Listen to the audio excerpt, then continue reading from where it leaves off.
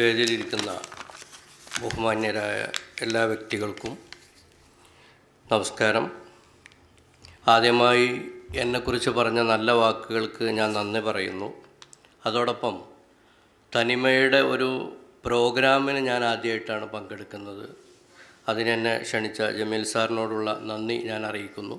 തനിമയിലുള്ള പല ആളുകളുമായിട്ടും വ്യക്തിബന്ധമുണ്ടെങ്കിലും ഒരു പ്രോഗ്രാമിൽ അതിഥിയായിട്ട് പങ്കെടുക്കുന്നത് ആദ്യമായിട്ടാണ്. ഞാൻ ഈ പറയുന്ന വിഷയവുമായി പഠനം നടത്തുന്നയാളോ അല്ലെങ്കിൽ അതിൽ കൂടുതൽ അവഗാഹമുള്ള ആളോ അല്ല. അത് കബീർ സാർ പറഞ്ഞതുപോലെ ആലങ്കാരികമായി പറയുകയല്ല. കബീർ സാർ നമുക്കറിയാം. കബീർ സാറുള്ളൊരു വേദിയിൽ ഇങ്ങനെ എണീറ്റ് നിൽക്കാൻ പറ്റുക എന്നുള്ളത് തന്നെ നമ്മുടെയൊക്കെ ഒരു വലിയ അനുഗ്രഹമാണ്. കഥയും നോവലും തിരുവചന പൊരുളുകളിൽ എന്നുള്ളതാണ് നമ്മുടെ ഒരു വിഷയം. അത് ഖുർആനാവാം, ഹദീസാവാം. അതിൽ നിന്ന് എങ്ങനെയാണ് മലയാള സാഹിത്യം ഖുർആനിൽ നിന്നും അതേപോലെ തിരുവചനങ്ങളിൽ നിന്നും ഭാവുകത്വം നേടി മലയാള സാഹിത്യം എങ്ങനെയാണ് നിലനിൽക്കുന്നത് അല്ലെങ്കിൽ എങ്ങനെയാണ് നിലനിർത്തേണ്ടത് എന്നുള്ളതാണ് നമ്മുടെ ചർച്ച. ഈ കബീർ സാർ ഇവിടെ ഇജാസിനെക്കുറിച്ച് പറഞ്ഞു, അതായത് മുയ്ജിസത്ത്, അമാനുഷികത എന്ന് പറയുന്നൊരു കാര്യത്തെക്കുറിച്ച് പറഞ്ഞു. നമുക്ക് ഈ പ്രവാചകന്മാരുടെ കഥകളൊക്കെ നമ്മൾ ഈ ഖുർആനിൽ വായിച്ചാൽ നമുക്ക് കാണാൻ പറ്റുന്നൊരു സംഭവം, പ്രവാചകന്മാർക്ക് കൊടുത്തിട്ടുള്ള അമാനുഷികമായ കഴിവുകളൊക്കെ ആ സമൂഹത്തിൽ ഏറ്റവും കൂടുതൽ ആവശ്യമായ സംഭവങ്ങളാണ് എന്ന് നമുക്ക് കാണാൻ പറ്റും. ഇപ്പോൾ ഉദാഹരണമായിട്ട് നമ്മുടെ മൂസാ നബിയുടെ കാലത്ത് മാരണമായിരുന്നു ആ നാട്ടിലെ ഏറ്റവും വലിയ പ്രചാരം നേടിയ ഒരു സംഭവം എന്ന് പറഞ്ഞാൽ മാരണമായിരുന്നു. സിഹിർ, അതേപോലെ മാന്ത്രികത ഒക്കെ ആയിരുന്നു. അപ്പോൾ മൂസാ നബിക്ക് അള്ളാഹു കൊടുത്തത് അതിനെ വെല്ലുന്ന തരത്തിലുള്ള ഒരു അമാനുഷികമായ മാന്ത്രികമായ ഒരു കഴിവാണ്. വടിയിട്ടാൽ പാമ്പാകും, വടി കൊണ്ടടിച്ചാൽ സമുദ്രം പിളരും. ദാവൂദ് നബിയിലേക്ക് നമ്മൾ എത്തുമ്പോൾ അദ്ദേഹത്തിൻ്റെ കാലത്ത് ശില്പികളായിരുന്നു. വലിയ വലിയ കരിമ്പാറക്കെട്ടുകളിൽ നിന്നും അതേപോലെ ഈ പറയുന്ന ഇരുമ്പിനെപ്പോലും ശില്പമാക്കി മാറ്റാൻ കഴിയുന്ന ഒരു സമൂഹത്തിലേക്ക് ദാവൂദ് നബിയെ അള്ളാഹു പറഞ്ഞയച്ചപ്പോൾ അദ്ദേഹത്തിന് കൊടുത്തത് അലന്നാ ലഹുൽ ഹദീദ് എന്നാണ് ഖുർആനിൽ പറഞ്ഞത്. അദ്ദേഹത്തിന് ഇരുമ്പ് പോലും വെള്ളമാക്കാവുന്ന തരത്തിലുള്ള കഴിവ് കൊടുത്തു എന്നാണ്. അങ്ങനെ ഇബ്രാഹിം നബിയുടെ അതേപോലെ എല്ലാ പ്രവാചകന്മാരും നോക്കിയാൽ നമുക്ക് ആ കാലഘട്ടത്തിന് എന്താവശ്യപ്പെടുന്നു അത് കൊടുത്തു അമാനുഷികമായി എന്നുള്ളതാണ്. അപ്പോൾ നമ്മുടെ പ്രവാചകനിലേക്ക് വരുമ്പോൾ ആ കാലത്ത് ഉക്കാദ് ചന്തയെക്കുറിച്ച് കബീർ സാർ പറഞ്ഞു. ചന്തയിൽ പോലും യുദ്ധത്തെക്കുറിച്ചും പെണ്ണിനെക്കുറിച്ചും പെണ്ണിൻ്റെ വർണ്ണനയെക്കുറിച്ചും പ്രണയത്തെക്കുറിച്ചുമൊക്കെ കവിതകൾ എഴുതുകയും മത്സരിക്കുകയും സമ്മാനം നേടുകയും അത് തന്നെ വലിയ വലിയ കവിതകളാവുമ്പോൾ അവർക്ക് ജിന്നുബാധയുണ്ട് എന്ന് വരെ പറയാവുന്ന തരത്തിലേക്ക് അമാനുഷികമായ ഒരു തരത്തിലേക്ക് അവരുടെ പ്രതിഭാവിലാസങ്ങളിലെത്തിയ ഒരു അറബി സാഹിത്യ മണ്ഡലത്തിലേക്കാണ് നിരക്ഷരനായ ഒരു പ്രവാചകനെ അള്ളാഹു പറഞ്ഞയക്കുന്നത്. അപ്പോൾ അവിടെ അത് പറഞ്ഞയച്ചപ്പോൾ അള്ളാഹു വിചാരിച്ചത് അവർക്ക് കൊടുക്കേണ്ടത് സാഹിത്യത്തിലെ ഏറ്റവും സമ്പുഷ്ടമായ ഒരു സംഭവമാണ് എന്നുള്ളത് കൊണ്ടാണ് ഖുർആൻ എന്ന് പറയുന്ന സാഹിത്യ സമ്പുഷ്ടമായ, അത് പാരായണ സുഖം കൊണ്ടും അതിൻ്റെ വായനാസുഖം കൊണ്ടും അതിൻ്റെ ഉള്ളടക്കത്തിൻ്റെ സമ്പുഷ്ടത കൊണ്ടും എല്ലാം കൊണ്ടും ഒത്തിണങ്ങിയ ഒരു ഗ്രന്ഥമാവണം, അല്ലെങ്കിൽ ഒരു മുയ്ജിസത്താവണം എന്നുള്ളത് കൊണ്ടാണ് ഖുർആനെ ഇങ്ങനെ മുയ്ജിസത്തായിട്ട് അവതരിപ്പിച്ചത്. അപ്പോൾ ഇങ്ങനെ മുയ്ജിസത്ത് എന്ന് പറയുമ്പോൾ നമുക്കറിയാം അതിന് പല പ്രത്യേകതകളും വേണം. ഇപ്പോൾ നമ്മൾ ഒരു സാഹിത്യ സമ്പുഷ്ടമായ ഒരു ഗ്രന്ഥമാണ് ഖുർആൻ എന്ന് പറയുമ്പോൾ അതിലേറ്റവും പ്രധാനപ്പെട്ടത് ഞാൻ മനസ്സിലാക്കിയെടുത്തോളം അതിൻ്റെ രണ്ട് കാര്യങ്ങളാണ് അതിൻ്റെ ഒരു പ്രധാനപ്പെട്ട ഒരു കാര്യമായിട്ട് ഒരു ഖുർആൻ ഒരു സാഹിത്യ ഗ്രന്ഥം എന്നുള്ള രീതിയിൽ നമ്മൾ നോക്കിക്കാണുമ്പോൾ അതിൻ്റെ രണ്ട് കാര്യങ്ങളുണ്ട്. ഒന്ന്, മറ്റു ഒരു സാഹിത്യ ഗ്രന്ഥത്തിനും ഇല്ലാത്ത തരത്തിലുള്ള സംഗീതാത്മകത എന്ന് പറയുന്ന ഒരു പാരായണ സുഖം, കേൾവി സുഖം അല്ലെങ്കിൽ പാരായണത്തിൻ്റെ സുഖം ഖുർആൻ്റെ ആയത്തുകൾക്കുണ്ട് എന്നുള്ളതാണ്. അപ്പോൾ നമുക്കൊക്കെ ചരിത്രത്തിലറിയാം, അതിൻ്റെ അർത്ഥമറിയാതെ പാരായണം മാത്രം കേട്ട് ഇസ്ലാമിലേക്ക് വന്ന ജാഹിലിയ കാലത്ത് ഇസ്ലാമിലേക്ക് വന്ന ഒരുപാട് ആളുകൾ നമുക്കറിയാം. അതിലേറ്റവും പ്രധാനപ്പെട്ടതാണ് രണ്ടാമത്തെ ഖലീഫ ഉമർ റളിയല്ലാഹു അൻഹു. തൻ്റെ പെങ്ങൾ ഹഫ്സ ഓതുന്നത് കേട്ടിട്ടാണ് എന്ന് ചരിത്രത്തിൽ അങ്ങനെ ഒരുപാട് സംഭവം. ഞാൻ കഴിഞ്ഞ ദിവസം നമ്മുടെ ഈ സിനിമയുടെ പേര് ആടുജീവിതം എന്ന സിനിമയ്ക്ക് നമ്മുടെ AR റഹ്മാൻ ഇസ്തിഗ്ഫാർ എന്ന് പറയുന്ന ഒരു പാട്ട് എഴുതിയിട്ടുണ്ട്. അതായത് ഖുർആൻ്റെ എന്താണ് അതിൻ്റെ ഒരു ആദ്യത്തെ ഒരു സംഭവം എന്ന് പറയുന്നത് ലാ ഇലാഹ ഇല്ലാ അന്ത സുബ്ഹാനക ഇന്നി കുന്തു മിനൽ ളാലിമീൻ എന്ന് പറയുന്ന ആയത്താണ്. അതൊരു ഭയങ്കര രസകരമായിട്ട് താളാത്മകമായിട്ടാണ് ആദ്യം AR റഹ്മാൻ കൊണ്ടുവന്നിട്ടുള്ളത്. എന്നിട്ട് പിന്നെ ഇസ്തിഗ്ഫാർ എന്ന് പറയുന്ന ആ ഒരു പാട്ട് യൂട്യൂബിൽ ഇങ്ങനെ കേട്ടുകൊണ്ടിരിക്കുമ്പോൾ ഞാൻ ഒരുപാട് കമൻസ് ഉണ്ട് അതിൻ്റെ താഴെ. അപ്പോൾ ഞാൻ വെറുതെ ഒരു രസത്തിന് ഒഴിഞ്ഞിരുന്നപ്പോൾ ഇതിൻ്റെ കമൻസൊക്കെ ഒന്ന് വായിച്ചു നോക്കി. അപ്പോൾ ആ കമൻസ് വായിച്ചാൽ നമുക്ക് അത്ഭുതപ്പെട്ടു പോകും.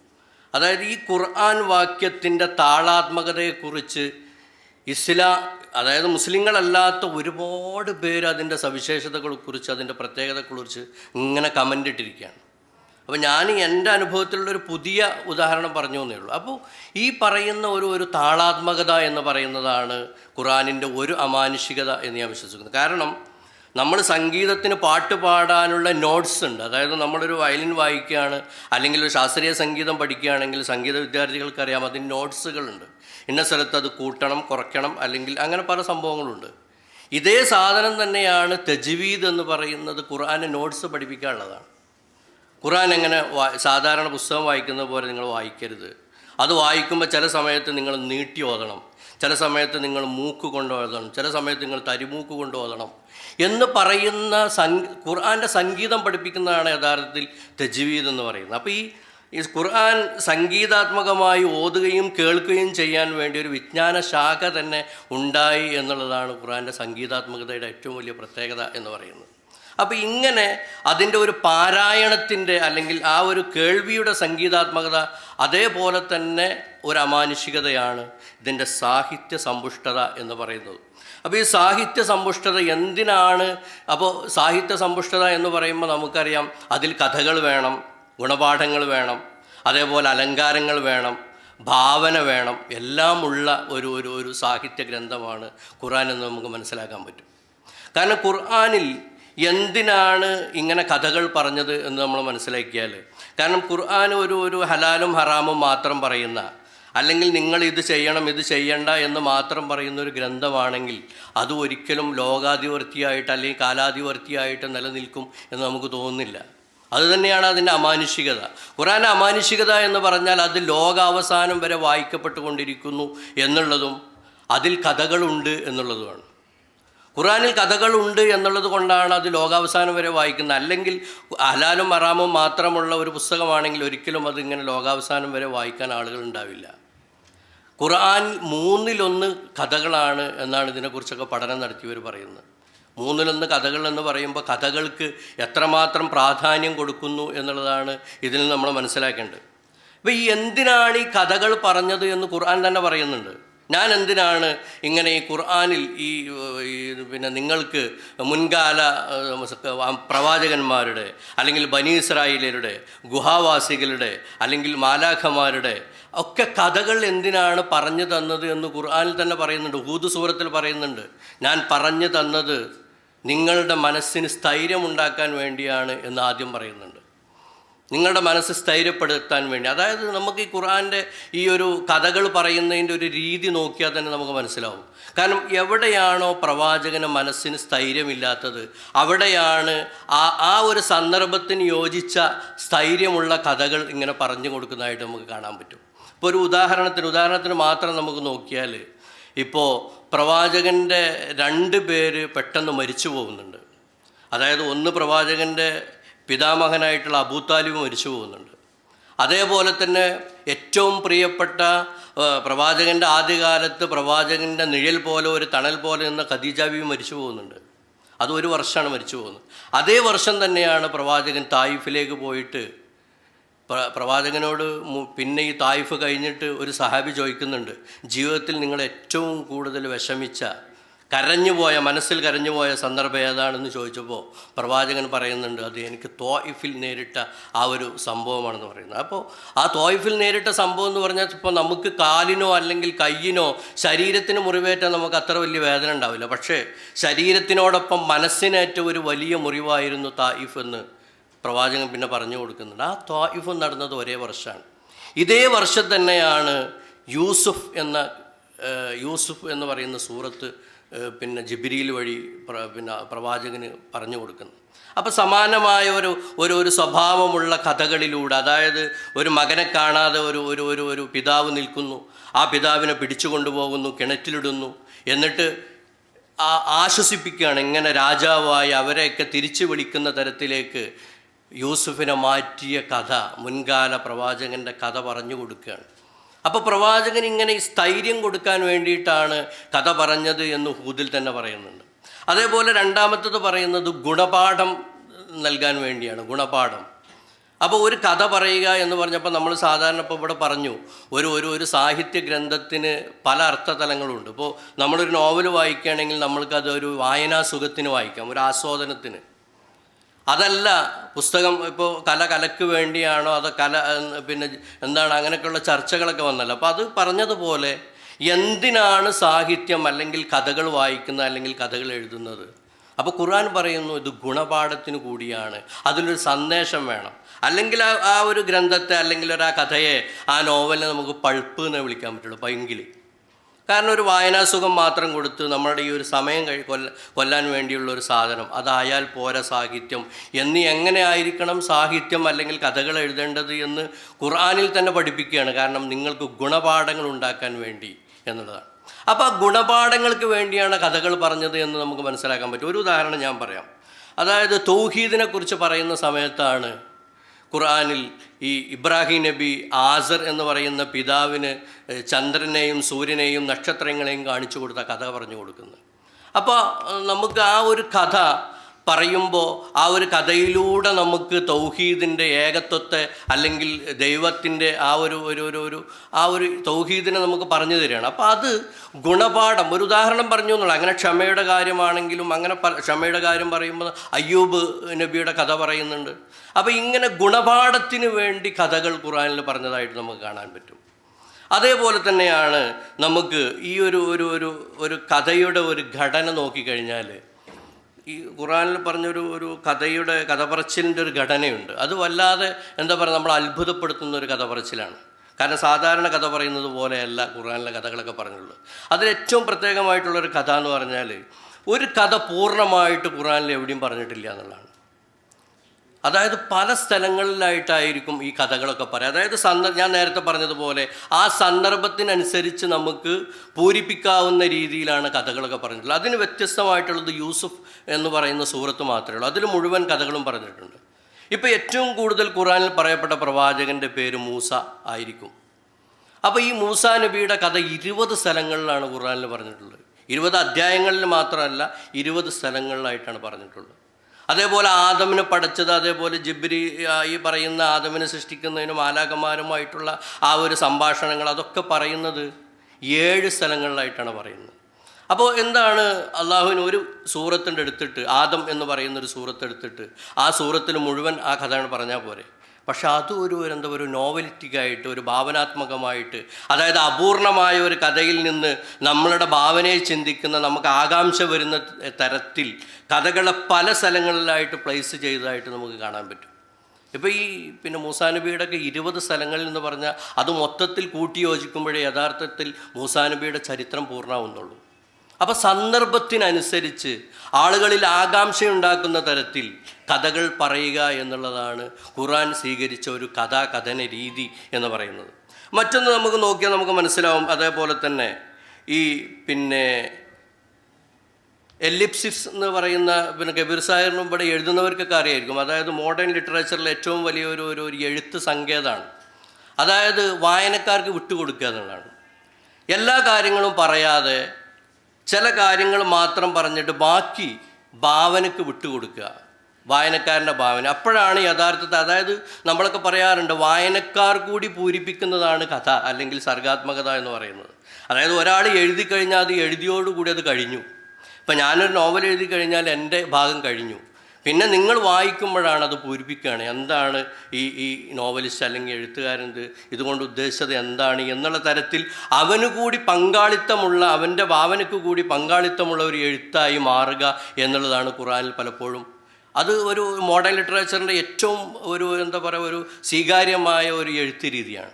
ഈ രീതിയാണ് പലപ്പോഴും ഖുർആനിലെ കഥ എഴുത്തിൽ നമുക്ക് കാണാൻ പറ്റുന്നത്. ഒരു ചെറിയൊരു ഉദാഹരണം പറഞ്ഞാൽ, ഈ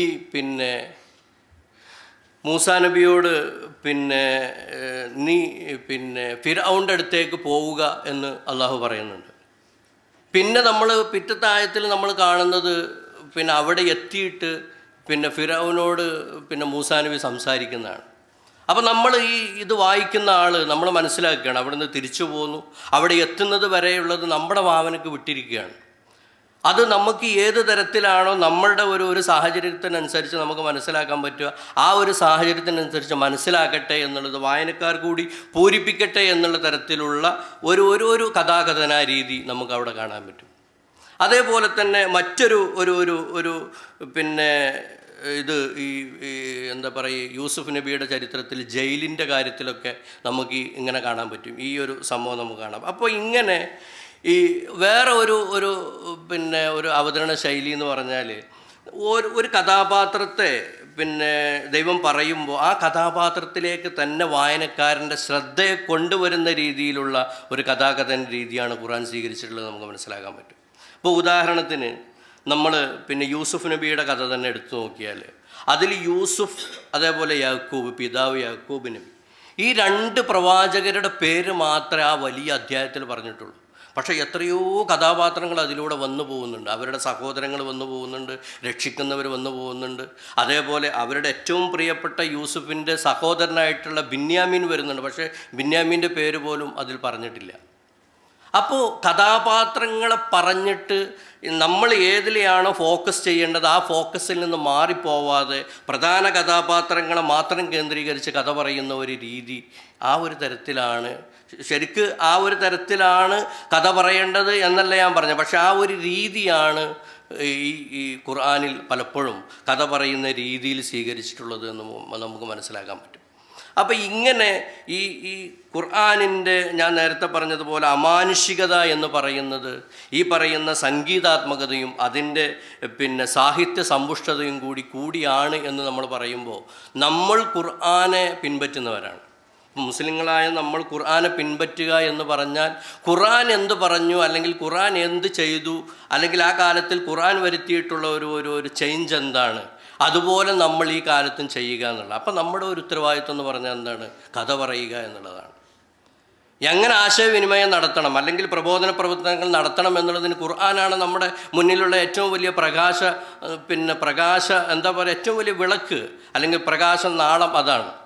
ആ പ്രകാശം നമ്മളോട് പറയുന്നത് എന്താണ്? നിങ്ങൾ ഖുർആൻ ചെയ്യുന്നത് പോലെ പ്രബോധനം ചെയ്യുക എന്ന് പറഞ്ഞാൽ ഖുർആൻ ആ കാലത്തിന് വേണ്ട ഏറ്റവും വലിയ മാധ്യമമായിട്ടുള്ള സാഹിത്യത്തെ ഉപയോഗിച്ചെങ്കിൽ ഈ കാലത്ത് നിങ്ങൾക്ക് ഏറ്റവും ആവശ്യമുള്ള മാധ്യമത്തെ നിങ്ങൾ ഉപയോഗിക്കുക എന്നാണ് പ്രബോധനത്തിൻ്റെ അല്ലെങ്കിൽ ആശയവിനിമയത്തിൻ്റെ കാര്യത്തിൽ ഖുർആൻ നമുക്ക് പറഞ്ഞു തരുന്നത്. അപ്പോൾ നമ്മൾ ഖുർആനെയും ഹദീസിനെയും ഉപയോഗിച്ചിട്ടുണ്ടോ എന്നുള്ളതാണ് ഈ ഒരു ചർച്ചയുടെയൊക്കെ ഒരു ആകത്തുക എന്ന് പറയുന്നത്. ഇങ്ങനെ ഒരു ചർച്ച പോലും ഇത്ര വൈകി എന്നുള്ളത് എടുത്താണ് നമ്മുടെ ഒരു പരാജയം എന്ന് പറയുന്നത്. ഞാനടക്കമുള്ള ആളുകളെ പ്രതികളായിട്ടാണ് ഞാൻ പറയുന്നത്. ഇത്ര വലിയ എന്താ പറയുക, സാഹിത്യത്തെക്കുറിച്ച് പറയാൻ വേണ്ടി ഒരു ഗ്രന്ഥമിറക്കുകയും അതിൻ്റെ ആദ്യത്തെ ആയത്ത് തന്നെ നിങ്ങൾ വായിക്കുക എന്ന് പറയുകയും ചെയ്യുന്ന ഒരു ഗ്രന്ഥത്തിൻ്റെ ആളുകളായിട്ടുള്ള നമ്മൾ കഥകളെക്കുറിച്ച് 1/3 കഥകൾ പറയുകയും കഥയുടെ കഥാരീതികളെക്കുറിച്ച് പറയുകയും കഥകൾ ഇഷ്ടം പോലെ എങ്ങനെ എഴുതണമെന്ന് പഠിപ്പിക്കുകയും ചെയ്ത നമ്മൾ ഖുർആൻ ആസ്പദമാക്കി അല്ലെങ്കിൽ ഖുർആനെ തൊട്ടുകൊണ്ട് ഒരു സാഹിത്യ രചനകൾ നടത്തുന്നുണ്ടോ എന്നുള്ളതാണ് നമ്മുടെ ഈ ഒരു സെഷൻ്റെ അല്ലെങ്കിൽ ഈ ഒരു ശില്പശാലയുടെ സന്ദേശം അല്ലെങ്കിൽ ചിന്താവിഷയം എന്ന് എനിക്ക് തോന്നുന്നു. ഇപ്പോൾ നമ്മുടെ കബീർ സാറ് ബൈബിളിലുള്ള ഒരുപാട് ബൈബിളുമായി ബന്ധപ്പെട്ട് മലയാള സാഹിത്യത്തിലും അല്ലെങ്കിൽ ഇന്ത്യൻ സാഹിത്യത്തിലും വന്ന കുറേ കാര്യങ്ങളൊക്കെ പറഞ്ഞു. ഇപ്പോൾ മഹാഭാരതവും രാമായണമൊക്കെ എടുത്തു നോക്കുക, എത്രയോ എന്താ പറയുക പ്രസിദ്ധമായിട്ടുള്ള ഗ്രന്ഥങ്ങൾ ഇറങ്ങിയിട്ട്. ഇപ്പോൾ നിങ്ങൾക്ക് തന്നെ അറിയുന്ന നമുക്കൊക്കെ അറിയുന്നതാണ് MTയുടെ 2-ാം ഊഴം. അതേപോലെ തന്നെ പിന്നെ എന്താ പറയുക, ടി നന്ദകുമാറിൻ്റെ എൻ്റെ കർണൻ എന്ന് പറയുന്ന ഒരു നോവലുണ്ട്. PK ബാലകൃഷ്ണൻ്റെ ഇനി ഞാൻ ഉറങ്ങട്ടെ എന്ന് പറയുന്ന ഒരു നോവലുണ്ട്. രേവതിയുടെ സൂര്യഗായത്രി ഉണ്ട്. അതേപോലെ KP ജെയിംസ് എഴുതിയ വ്യാസഭാരതം. ഇങ്ങനെ ഫിക്ഷൻ തന്നെ മഹാഭാരതത്തെക്കുറിച്ച് മലയാളത്തിൽ തന്നെ ഇഷ്ടം പോലെ ഉണ്ട്. കഥകൾ പിന്നെ നമുക്ക് പറയേണ്ട ആവശ്യമില്ല, ഇഷ്ടം പോലെയാണ്. ബൈബിളുമായി ബന്ധപ്പെട്ടുള്ള ഇഷ്ടം പോലെ കഥകളുണ്ട്. രാമായണവുമായി ബന്ധപ്പെട്ടുള്ള ഒരുപാട് കഥകളുണ്ട്. ഈ രാമായണവുമായി ബന്ധപ്പെട്ടുള്ള സംഭവത്തിൽ നിങ്ങൾ മനസ്സിലാക്കേണ്ട ഒരു കാര്യം, ഈ രാമായണം എന്ന് പറയുന്ന ഐതിഹ്യത്തെ പുതിയ കാലത്ത് ഒരു ടൂളായിട്ട് ഉപയോഗിച്ചിട്ടാണ് ഇപ്പോഴത്തെ നമ്മുടെ ഗവൺമെൻറ് പോലും വന്നത് എന്നുള്ളതാണ്. അപ്പോൾ എത്രമാത്രമാണ് അതിൻ്റെ പവർ എന്നുള്ളതാണ്. അതായത് രാമായണം പിന്നെ ദൂരദർശനിൽ സീരീസ് ചെയ്യുന്ന സമയത്താണ്, ആ ഒരു കാലഘട്ടത്തിലാണ് BJP എന്ന് പറയുന്ന സംഘപരിവാർ സംഘടനകൾ ഇന്ത്യയിൽ ശക്തി പ്രാപിക്കുന്നത്. അതായത് പുതിയ കാലത്ത് ഒരു കഥാപാത്രത്തെ കൊണ്ടുവന്നിട്ട് എന്താ പറയുക, അവർക്ക് എങ്ങനെയാണോ ആ ഒരു ഐതിഹ്യത്തെ ഇൻ്റർപ്രറ്റ് ചെയ്യാൻ പറ്റുക, ആ ഇൻ്റർപ്രട്ടേഷനിലൂടെയാണ് അവർ ഭരണം പിടിച്ചെടുത്തത് എന്ന് വേണമെങ്കിൽ നമുക്ക് പറയാൻ പറ്റും. അതായത് അവർ വിശ്വസിക്കുന്ന അല്ലെങ്കിൽ അവരുടെ ഐഡിയോളജിക്ക് പരമായിട്ട് ആ ഇതിഹാസത്തെ മാറ്റുകയും അങ്ങനെയുള്ള കഥാപാത്രത്തെ കൊണ്ടുവരികയും ആ കഥാപാത്രം ദൂരദർശനിലൂടെയും ചാനലുകളിലൂടെയും സ്ഥിരമായിട്ട് പ്രക്ഷേപണം ചെയ്യുകയും അങ്ങനെ മനുഷ്യൻ്റെ അല്ലെങ്കിൽ വോട്ടർമാരുടെ മനസ്സിനെ മാറ്റുകയും ചെയ്ത ആ ഒരു പ്രക്രിയയിലൂടെയാണ് ഇപ്പോഴത്തെ ഗവൺമെൻറ് പോലും നിലനിൽക്കുന്നത്. അല്ലെങ്കിൽ അവരുടെ തുടക്കം അങ്ങനെയായിരുന്നു എന്നുള്ളതാണ്. മാത്രമല്ല, അവർ ചെയ്തത് എന്താണ്, ഇലക്ഷൻ ക്യാമ്പയിനുകളിലൊക്കെ ഈ കഥാപാത്രങ്ങളെ കൊണ്ടുവന്നു.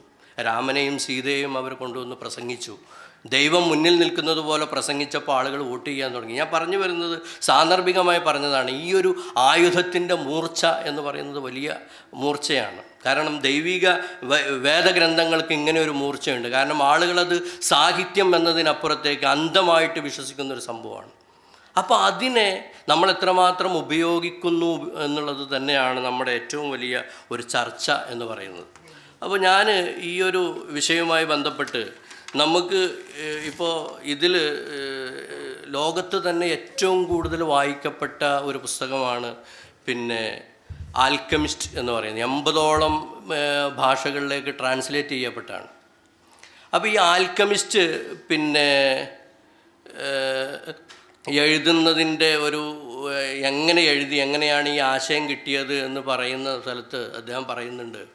അതായത് എനിക്ക് ഭാരതീയ ദർശനത്തിൽ നിന്നാണ് ഇത് എഴുതാനുള്ള പ്രചോദനം ഉണ്ടായതെന്ന് പറയുന്നുണ്ട്. അപ്പോൾ ഞാനിതിൻ്റെ ഒരു ശക്തി, ഇതിൻ്റെ ഒരു മൂർച്ചയെക്കുറിച്ചാണ് പറയുന്നത്. അതായത് നമ്മളെ കയ്യിലുള്ള ആയുധം എന്ന് പറയുന്നത് വലിയ മൂർച്ചയുള്ളതാണ്, കാലങ്ങൾ കൊണ്ട് തുരുമ്പ് പിടിച്ചതല്ല എന്ന് നമ്മൾ മനസ്സിലാക്കുക എന്നുള്ളതാണ്. അപ്പോൾ എങ്ങനെ നമുക്ക് ഉപയോഗിക്കാൻ പറ്റും എന്നുള്ളതാണ്. ഇപ്പോൾ അലി ഇസ്സത്ത് ബഗോവിച്ചൊക്കെ പറയുന്നുണ്ട്, കലയും സാഹിത്യവും മതവും പരസ്പരം പൂരകങ്ങളാണെന്ന് പറയുന്നുണ്ട്. അദ്ദേഹം അത് പറയുന്നത് അതായത് മതം എന്ന് പറയുന്നത് മനുഷ്യനിലെ നന്മ കാണുകയും മനുഷ്യന് നന്മ കാണിച്ചു കൊടുക്കുകയും അവനിൽ നിന്ന് തിന്മ ഒഴിവാക്കുകയും ചെയ്യുന്നതിനുള്ള ഒരു സംവിധാനമാണ് മതം. അതേപോലെ തന്നെയാണ് സാഹിത്യവും കലയും എന്ന് ഇസ്സത്ത് ബഗോവിച്ച് പറയുന്നുണ്ട്. അപ്പോൾ ആ ഒരു സംഭവം തന്നെയാണ് നമ്മൾ ഈ ഒരു ആശയവിനിമയ രംഗത്ത് അല്ലെങ്കിൽ ഈ ഒരു പ്രബോധന രംഗത്ത് ഏത് രീതിയിലാണ് നമ്മൾ ഈ പറയുന്ന ഖുർആനെയും അതേപോലെ പിന്നെ പ്രവാചക വചനങ്ങളെയും ഉപയോഗിക്കേണ്ടത് എന്നുള്ളതാണ്. ഇപ്പോൾ ഗബീർ സാർ കുറേ ഉദാഹരണങ്ങൾ പറഞ്ഞു. ഞാനൊരു കഥ വായിച്ചത് NP മുഹമ്മദിൻ്റെ ഒരു കാലടി മാത്രം എന്ന് പറയുന്നൊരു കഥയുണ്ട്. നിങ്ങൾ പലരും വായിച്ചിട്ടുണ്ടാവില്ല, പക്ഷേ ആ കഥ നിങ്ങൾക്ക് കേട്ടാൽ മനസ്സിലാവും എന്താണിത് കഥ എന്നുള്ളത്. അതായത് ഒരു കാലടി മാത്രം എന്ന് പറയുന്ന കഥ 99 പേരെ കൊന്ന ഒരാൾ 100ാമത്തെ ഒരു ആളെ കൊല്ലുകയും അവൻ ബനു ഇസ്രായേലിൽ നടന്നൊരു സംഭവമാണ്. അവനെ പിന്നെ സ്വർഗത്തിലേക്കാണോ നരകത്തിലേക്കാണോ കൊണ്ടുപോകേണ്ടതെന്ന് മാലാഖമാർ പരസ്പരം ചർച്ച ചെയ്യുന്ന ശണ്ട കൂടുന്ന ഒരു ഹദീസുണ്ട്. ഈ ഹദീസാണ് യഥാർത്ഥത്തിൽ അതേപോലെ എഴുതിയിരിക്കുകയാണ് ഒരു കാലടി മാത്രം എന്ന് പറയുന്ന കഥ NP മുഹമ്മദ് എഴുതിയ. അപ്പോൾ നമുക്ക് വേണമെങ്കിൽ ഇതേപോലെ ഇൻ്റർപ്രറ്റ് ഞാൻ എൻ്റെ ഒരു അനുഭവത്തിൽ ഏത് തരത്തിലാണ് ഞാൻ ഈ ഖുർആനെ ഇപ്പോൾ പിന്നെ നമ്മുടെ ജമീൽ സാറൊക്കെ പറഞ്ഞു ഞാനങ്ങനെ ചെയ്തിട്ടുണ്ടെന്ന്. അപ്പോൾ ആ പറഞ്ഞതുകൊണ്ട് പറയാണ് ഏത് രീതിയിലാണ് ഞാൻ എൻ്റെ ഒരു എഴുത്തിൽ ഇത് കൊണ്ടുവന്നതെന്ന് വേണമെങ്കിൽ നമുക്ക് അതേപോലെ കൊണ്ടുവരാം. ഈ പറയുന്ന ഖുർആനിലുള്ള കഥകൾ അല്ലെങ്കിൽ ഹദീസിലുള്ള കഥകൾ അല്ലെങ്കിൽ ഹദീസിൻ്റെ സന്ദർഭങ്ങൾ ഒക്കെ പിന്നെ അതിനേക്കാളും കുറച്ചുകൂടി നമ്മൾ ചർച്ചാ വിഷയമല്ലാത്തത് കൊണ്ട് ഞാൻ അത് പറയുന്നില്ല എന്നുള്ളത്. അതിനേക്കാൾ അപ്പുറത്ത് നമ്മുടെ എന്താ പറയുക ഫിലോസഫി, നമ്മുടെ താരീഖുകൾ, നമ്മുടെ അക്കീദ, ഈ പറയുന്ന തരത്തിലുള്ള പലതരത്തിലുള്ള വിജ്ഞാന ശാഖകൾ നമ്മുടെ മുമ്പിലുണ്ട്. ഇതിനെ നമുക്ക് വേണമെങ്കിൽ അതേപോലെ പൊതുസാഹിത്യത്തിലേക്ക് കൊണ്ടുവരാൻ പറ്റും. ഒരു കാലടി മാത്രം എന്ന് പറഞ്ഞത് അതേപോലെയാണ്. ഞാൻ മരണപര്യന്തം എന്ന് പറയുന്ന നോവൽ എഴുതാൻ തുടങ്ങുമ്പോൾ എൻ്റെ മനസ്സിലുണ്ടായിരുന്ന ഏറ്റവും വലിയൊരു സംഭവമായിരുന്നു. അതായത് ഇതുവരെ ആരും പറയാത്ത തരത്തിലുള്ള ഒരു കഥ പറയണം, അത് ആരും പറയാത്ത തരത്തിലുള്ള ഒരു രീതിയിൽ പറയണം എന്നുള്ളതായിരുന്നു എൻ്റെ ചിന്ത. ജമീൽ സാർ പറഞ്ഞു, അത് DC ബുക്സ് 2018 ആ പുസ്തകം പ്രസിദ്ധീകരിച്ചത്. അതൊരു മത്സരത്തിലൂടെയാണ് അവർ പ്രസിദ്ധീകരിച്ചത്. അതിൽ കഥ എന്ന് പറയുന്നത് ഒരു ബഷീർ എന്ന് പറയുന്ന തയ്യലപ്പറമ്പിൽ ബഷീർ എന്ന് പറയുന്ന ഒരാൾ പെട്ടെന്ന് മരിച്ചു പോവാണ്. അപ്പോൾ ഈ മരിച്ചു പോകുന്ന ബഷീർ ഡയറി എഴുതുന്നതാണ്. അദ്ദേഹത്തിൻ്റെ ആത്മാവ് പിടിക്കാൻ വരുന്നതും പിടിച്ചതിന് ശേഷം പിടിക്കുമ്പോഴുള്ള അവസ്ഥകളും, അതിനുശേഷം അദ്ദേഹത്തിന് ആളുകൾ കാണാൻ വരുന്നതും, അതിനുശേഷം ഖബറിലേക്ക് കൊണ്ടുപോകുന്നതും, അവിടെ വെച്ച് ചോദ്യം ചെയ്യുന്നതും, ഖബറിലുള്ള അവസ്ഥകളും, അപ്പുറത്തും അയൽപ്പക്കത്തുമുള്ള ഖബറിലുള്ള അവസ്ഥകളും, പിന്നെ 3-ാം ദിവസം തിരിച്ച് വീട്ടിലേക്ക് ആത്മാവായി വീണ്ടും വരുന്നതും, ഇങ്ങനെ പറയുന്ന ആ ഒരു എന്താ പറയുക ഒരു ബഷീറിൻ്റെ ഡയറി കുറിപ്പുകളാണ്. ആത്മാവ് എന്ന് പറയുന്ന തയ്യലപ്പറമ്പിൽ ബഷീർ ആത്മാവ് ഡയറി എഴുതുന്നതാണ് ഈ നോവൽ എന്ന് പറയുന്നത്. അപ്പോൾ ഈ നോവലിൽ പിന്നെ അദ്ദേഹം കുറേ കാലം അദ്ദേഹത്തിന് ഈ 3-ാമത്തെ ദിവസം ഇദ്ദേഹം തിരിച്ചു വന്നതിന് ശേഷം അദ്ദേഹത്തിന് ഫ്രസ്ട്രേറ്റഡ് ആവും. കാരണം ഇതൊക്കെ കണ്ടിട്ട് ഫ്രസ്ട്രേറ്റഡ് ആകുമ്പോൾ അദ്ദേഹം വീണ്ടും തിരിച്ചു പോയിട്ട് മലക്കിനോട് പറയും, ഇനി എനിക്ക് ആഴ്ചയിൽ വീട്ടിലൊന്നും പോകണ്ട, എനിക്ക് ഒന്നിച്ച് തന്നാൽ മതി എന്ന് പറയും, ലീവ്. അങ്ങനെ അദ്ദേഹം പിന്നെ കുറേ കാലം കഴിഞ്ഞിട്ട് വീണ്ടും ഒന്നുകൂടി അദ്ദേഹത്തിന് വരാൻ തോന്നുന്നു ഈ ലോകത്തേക്ക്, കുറേ വർഷങ്ങൾക്ക് ശേഷം.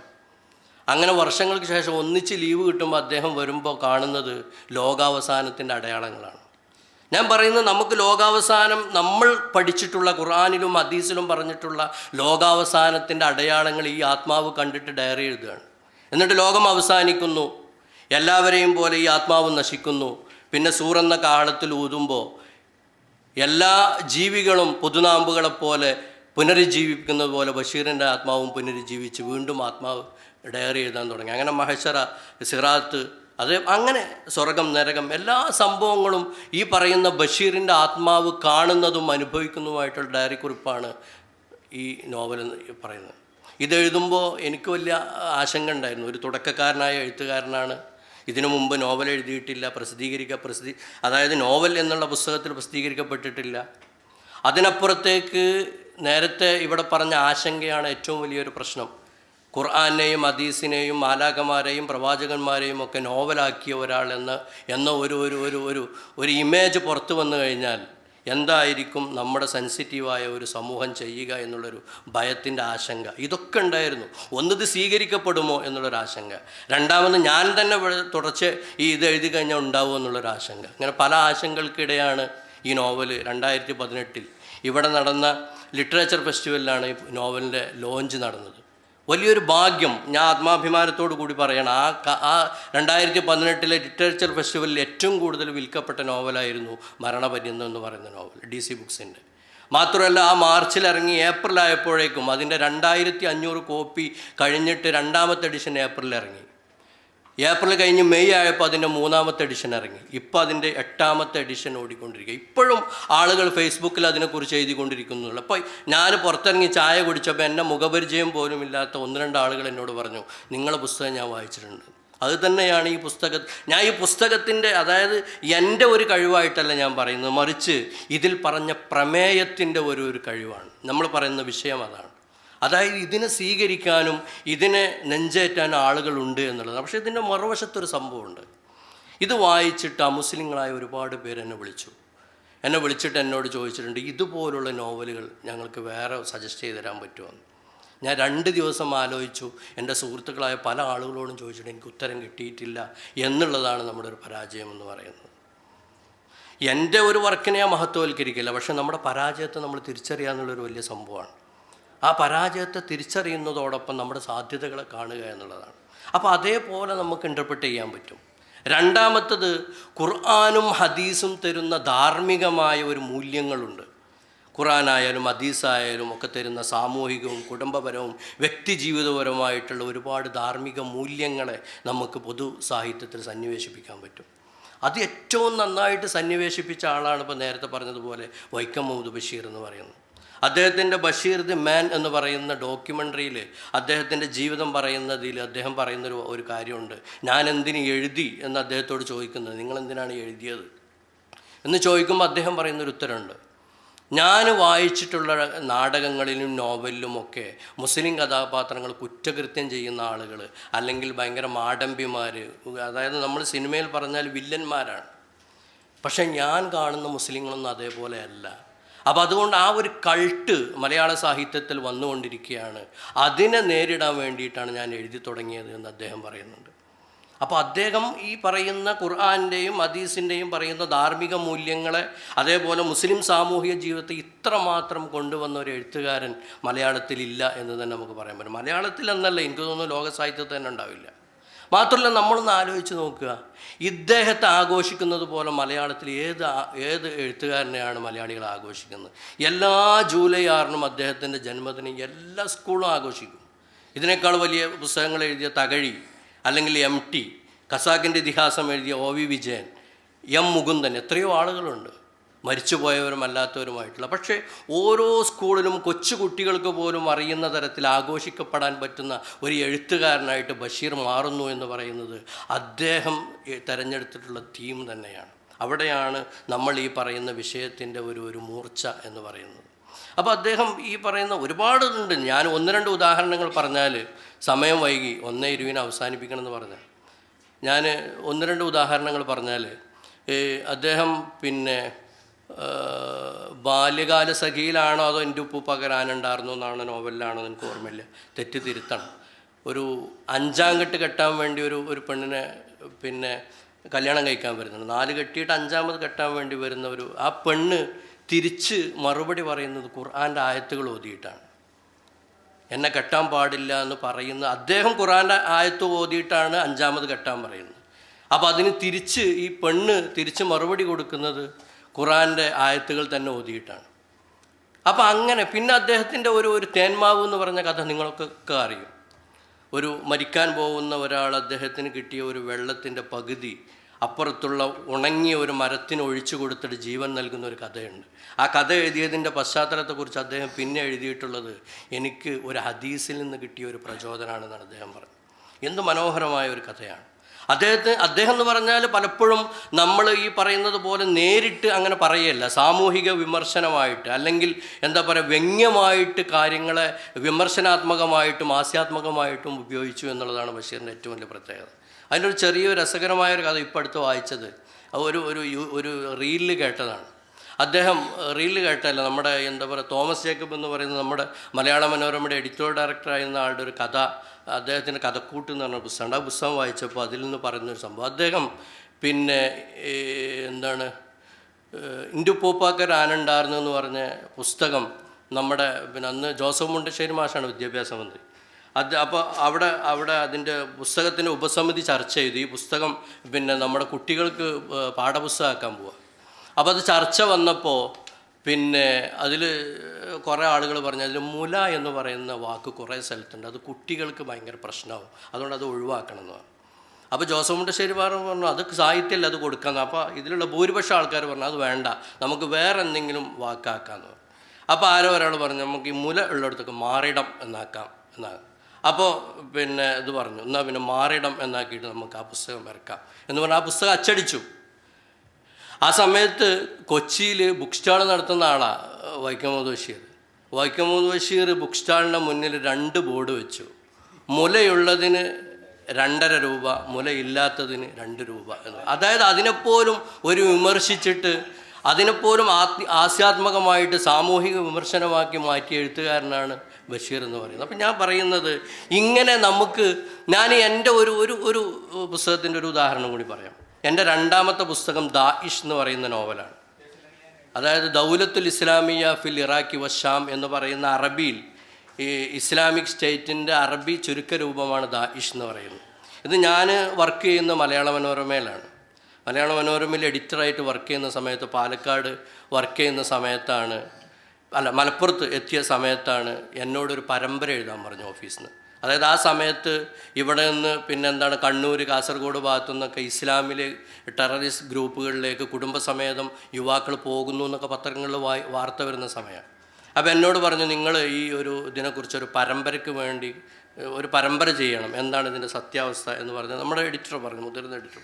ഞാൻ പറഞ്ഞു ഞാൻ ഒന്ന് അന്വേഷിക്കട്ടെ എന്ന് പറഞ്ഞിട്ട് ഞാൻ ഈ ആളുകളായിട്ടൊക്കെ സംസാരിച്ചു, കുറേ പഠനങ്ങൾ നടത്തി. എന്താണ് IS, എന്താണ് അവരുടെ അജണ്ട, എന്താണ് അവരെന്താണ് ഈ ലോകത്ത് നടപ്പാക്കാൻ പോകുന്നത് എന്നൊക്കെ പറഞ്ഞിട്ട് അതുമായി ബന്ധപ്പെട്ടുള്ള പല ഭാഷകളിലുള്ള പുസ്തകങ്ങൾ, ജേണലുകൾ, വീഡിയോകളൊക്കെ ഞാൻ പരതി വായിച്ചു. അതിൽ നിന്നൊക്കെ എനിക്ക് വേണ്ടിയിട്ടുള്ള പോയിൻറ്റ്സുകൾ ഞാൻ തയ്യാറാക്കി. പോയി എന്ന് പറയുന്ന കുടുംബങ്ങളൊക്കെ സന്ദർശിച്ചു. അങ്ങനെയൊക്കെ ഒരുപാട് കാര്യങ്ങളുണ്ടാക്കി. പരമ്പര എഴുതാൻ വേണ്ടി തീരുമാനിച്ച സമയത്താണ് എനിക്ക് ഒരു വല്ലാത്തൊരു ആശങ്ക ഉണ്ടായത്. അതായത് ഇതിൽ 2 തരത്തിലുള്ള ഇൻഫർമേഷൻ ഉണ്ട്. ന്യൂസ് എന്ന് പറഞ്ഞാൽ നമുക്കറിയാം അത് ഫാക്ച്വലായിരിക്കണം എന്നുള്ളതാണ്.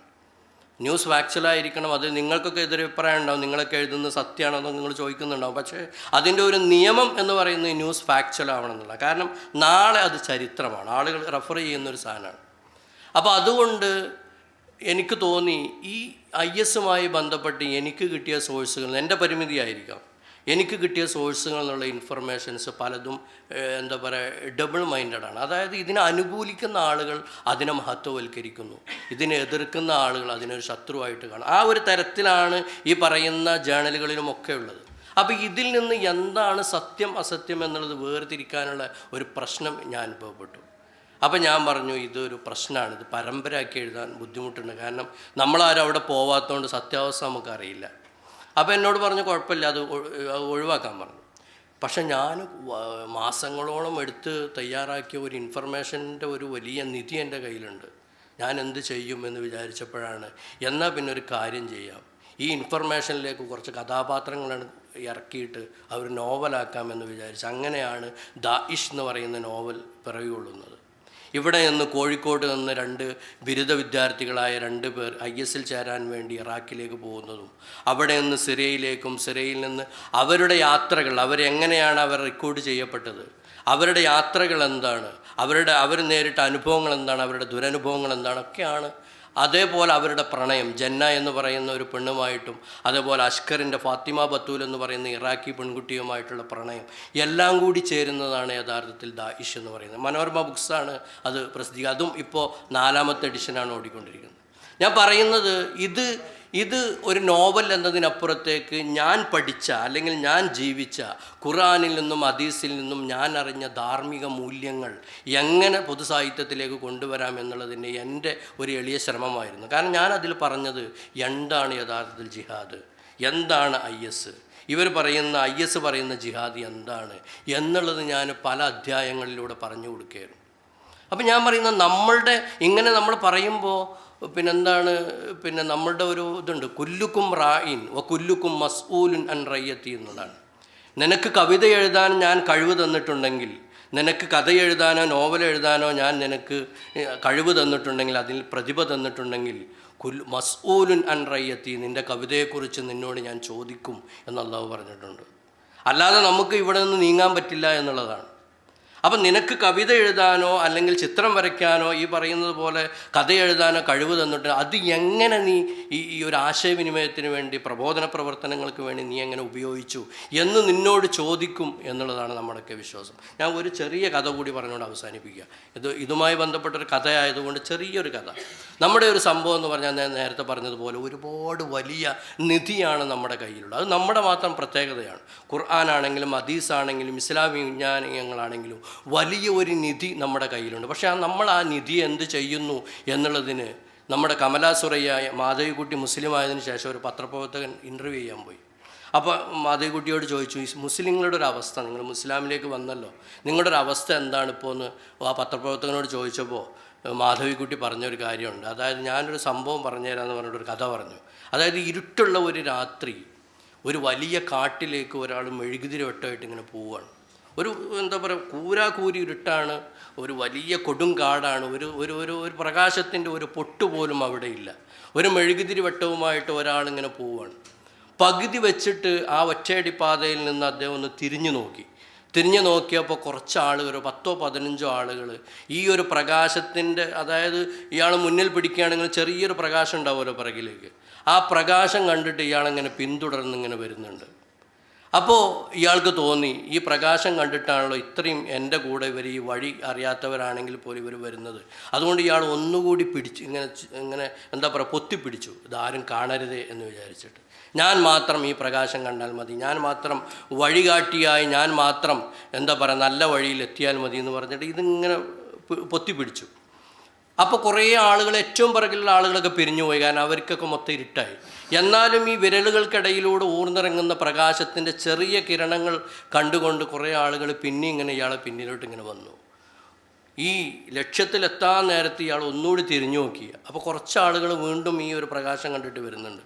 ഇയാൾ തീരുമാനിച്ചു, അങ്ങനെയാണെങ്കിൽ ഇവരാരും എൻ്റെ കൂടെ വരണ്ട, ഈ പ്രകാശം എനിക്ക് മാത്രം അവകാശപ്പെട്ടതാണ് എന്ന് പറഞ്ഞിട്ട് ഇയാൾ ആ മെഴുകുതിരി ഊതിക്കെടുത്തി. പിറകിലേക്കും മുന്നിലേക്കും നോക്കുമ്പോൾ മൊത്തം അന്ധകാരം, മുന്നിലേക്കും പോകാൻ വയ്യ, പിന്നിലേക്കും പോകാൻ വയ്യ. ഇതാണ് മുസ്ലിങ്ങളുടെ അവസ്ഥ എന്ന് മാധവിക്കുട്ടി പറഞ്ഞു. ആ ഒരു പ്രകാശത്തെ നമ്മളെ എല്ലാവർക്കും വേണ്ടി തുറന്നിടുക എന്ന് മാത്രം പറഞ്ഞുകൊണ്ട് ഞാൻ നിർത്തുന്നു. അസ്സലാമു അലൈക്കും.